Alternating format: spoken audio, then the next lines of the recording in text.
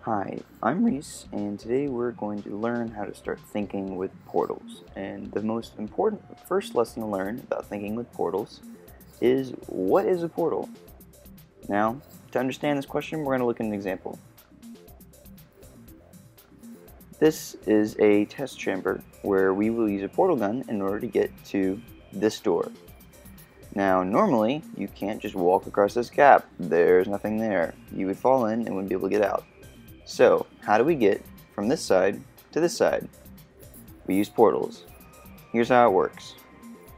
I place a portal on this wall, like so. Now, I place another portal on the other side of the wall, like so. These two portals connect a place in space where I can then walk through to the other side. This way, I entered through this door, walked through a portal, and came out on the other side. This is the first and most fundamental concept of what a portal is and how to truly start thinking in portals. Things get much more complicated from here. The next important concept that you're going to encounter when using portals is the movement of objects through space, namely these cubes. These weighted storage cubes help to activate switches, like this one over here, that open doors over here. By using portals, you can move this cube through space and solve normally impossible puzzles. This cube, when placed on this switch, opens the exit door. However, obviously we cannot cross this gap to put the cube there. So, our next logical course of action would be to warp it over there by placing portals. If I place a portal here, directly above the button, and another portal here, below the cube immediately drops through the ceiling onto the button. In this way, we can drop the cube onto the button, thus opening the door and solving the puzzle. This is another fundamentally basic concept of portals that, don't worry, will become much more complicated given a little bit of time. Building on the concepts that we've already seen, we can now solve much more complex test chambers using the theory of portals.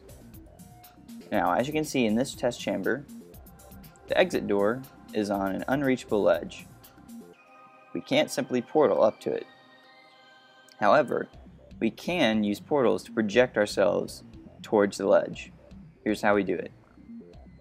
Pick a high point on the wall, like so, and fire your secondary portal up it. Now, you simply need to be able to gain the velocity necessary to fling yourself across the room. So, what better way to do it than to fall straight out of the sky? By double falling through a portal, you get twice the amount of velocity you normally would from falling from the ceiling, and thus are projected at a high velocity towards the wall. This is a very unique trick to portal and can help you to solve some really hard and really complicated test chambers. It's a very good one to learn.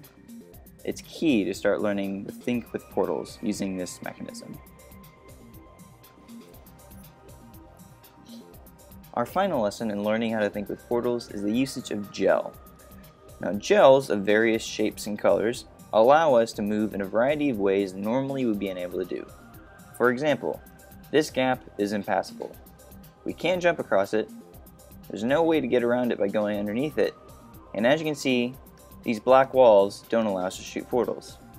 So our only recourse is to go back and press the red button and use the blue gel to jump across the gap. This blue gel allows us to jump off one edge and bounce, returning at our original height. As you can see, this is maintained even through several jumps and can be extremely useful in getting across nasty little gaps like the one we just passed. Our next example is an example of orange gel or acceleration gel. Now, this gel has a wide variety of uses, but the example that I'm going to use here is how to surpass extremely mean enemies, as in the generator of this red laser here, which is a military android.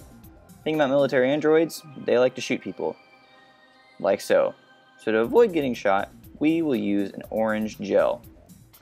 This orange gel allows us to move at a really fast pace, which means that the android can't detect us while we pass. Haha, yes. So that's the use of orange gel, although there are many other uses that allow us to get through many different types of puzzles. Our final example is the usage of portals and gel in conglomeration with each other. Now, if we lay a portal here and a portal here, the gel can flow through the portals and thus start painting places that normally gel doesn't exist. Now this is the final and most important part of learning to think with gels, and it helps you to create some really cool effects, especially allowing us to solve some really normally incredibly difficult puzzles.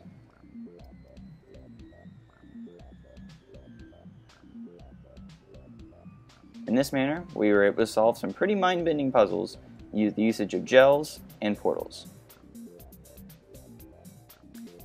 Now we're going to use the lessons that we've been learning from our examples in order to solve a real portal test chamber. Now, as you can see, this test chamber is not nearly as nice and polished as the ones you've been practicing in, but never fear, the same principles apply there as they do here. The first problem that we have to solve in this puzzle is how are we going to cross this massive gap? Now, I'll be honest, whatever liquid is floating down here is probably not raw sewage and probably something much more dangerous. I really don't want to fall in that, I don't know about you, so I'm going to try to find a way to cross this gap without getting covered in what probably is radioactive sludge. Now, we don't have any blue gel, but we do have orange gel, and this orange gel is going to be the key to solving this puzzle. We can paint this path, this gray path, with orange gel, and in that way we can accelerate ourselves up this ramp and over the gap into that next room. How do we do that? Simply use the portal skills we've been learning. We lay a portal here and here, we can drop onto the ledge, and this puts us at a perfect vantage point to put orange gel all across here.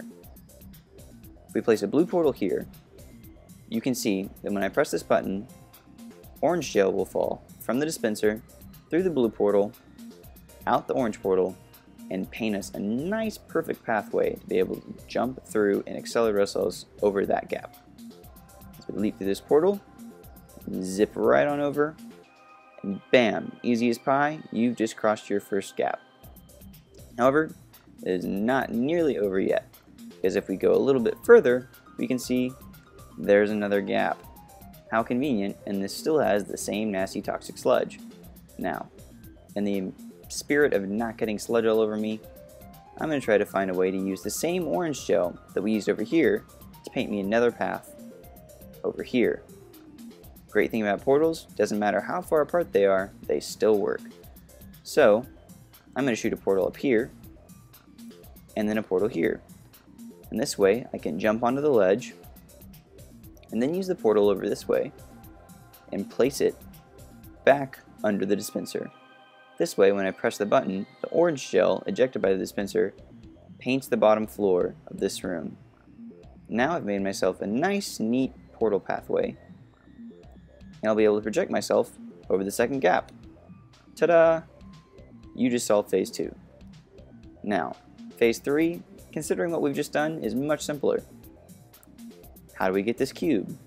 There's this inconvenient plate of glass, but there's also this very convenient random hole in the glass. So, as if they weren't suggesting anything, we should probably use portals to pull the cube out from behind. Now, if you remember, there was a red button in the beginning of the test chamber. So, we need to be able to get this cube back to that button. If we use portals, we can make that trip relatively quickly. We can zip right back to the beginning of the puzzle.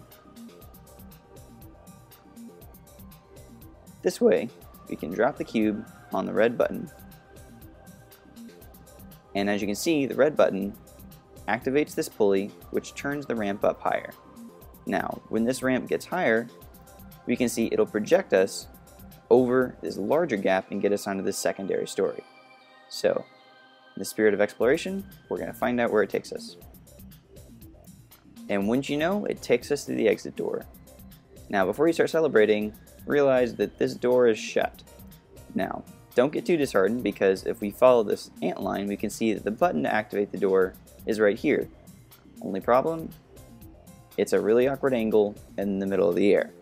So, how do we solve this? Never fear, the same concepts that you've been using before can be used again, simply in reverse. We place an orange portal at the bottom of this tower, and keep our blue portal where our old path of acceleration was. We can see that instead of using the path to accelerate in this direction like we have been using the whole test chamber, we're simply going to do it in reverse. Accelerate through the blue portal and jump all the way to hit the button. In this way, we activated the antline that opened the door. Congratulations, you've just solved your first legitimate portal chamber. And more importantly, you have learned to think with portals.